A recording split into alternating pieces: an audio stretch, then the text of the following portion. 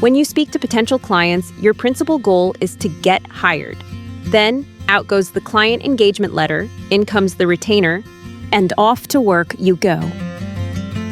Because that's the point of a law practice, right? You meet new clients and impress them, you get retained and do the work, you help your clients and make a living. But have you given much thought to those potential clients who ultimately don't hire you? These non-clients can come back and bite you if you're not careful.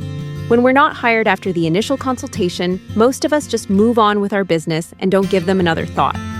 But next time, think about sending out a non-engagement letter or a letter of closure. So what does that look like? Let's start off by defining a non-engagement letter. Non-engagement letters are exactly what they sound like. They're the opposite of an engagement letter. They communicate to non-clients that they are, in fact, not your client. That can sound a little odd, I admit. The first time I sent one, I felt funny writing something so obvious to me.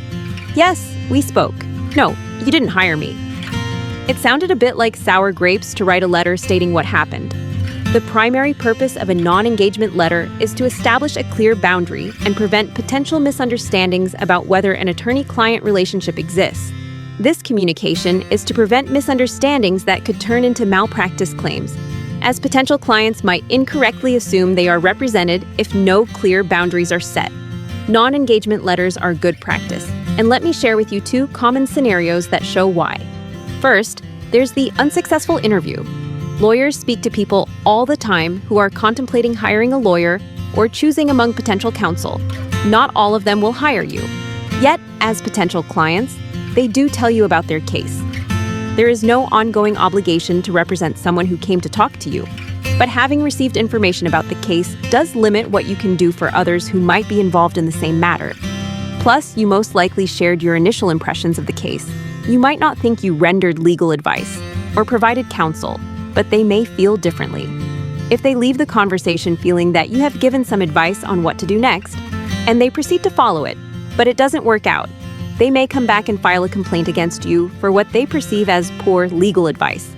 Even if their complaint is baseless, you could end up wasting lots of hours and thousands of dollars defending yourself. A non-engagement letter can help you avoid these problems. The letter will state that you and the non-client spoke and they shared basic details of their legal matter, which you have not verified through any sort of factual investigation. You then shared initial impressions based on their representations about the matter, but those initial impressions were only general thoughts and not legal advice or conclusions upon which the non-client should rely. And ultimately, you chose not to work together on the matter.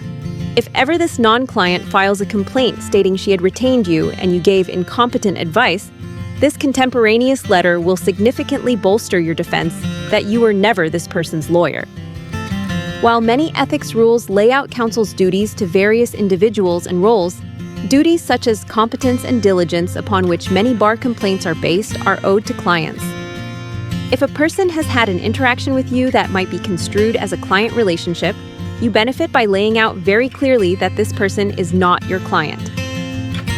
Next, let's talk about the ongoing but never consummated relationship with a prospective client. You've probably dealt with someone like this before.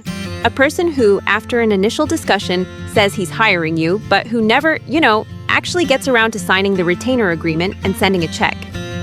Maybe that person repeatedly calls for ongoing discussions. Each time, of course, promising to send in that signature and check soon. The longer this goes on, the more it begins to look like legal representation and an attorney-client relationship. At some point in these non-starter discussions, it becomes clear this individual is never going to actually hire you. Whether the non-client is only after free legal advice or does want to hire you, but is prevented by some circumstance, usually lack of funds, for you, the result is the same. By continuing to talk but never making it formal, you leave yourself open to a complaint that you have rendered advice. The moment you can see they are never going to complete the hiring process, send a non-engagement letter.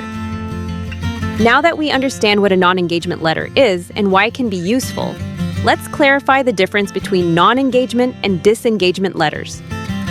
While both non-engagement and disengagement letters are used to clarify the attorney-client relationship, there are key differences between the two. A non-engagement letter is used when an attorney or law firm decides not to represent a prospective client. whereas a disengagement letter is used when an attorney or law firm terminates an existing attorney-client relationship. Non-engagement letters are typically used to prevent potential malpractice claims and maintain a professional relationship, whereas disengagement letters are used to document the discharge of the lawyer's duty in the event of a dispute. So, enough theory, let's get to writing the letters. Since it is a little clunky to write a letter stating that you're not working together, a good place to start when drafting a sample non-engagement letter is your state bar or insurance carrier.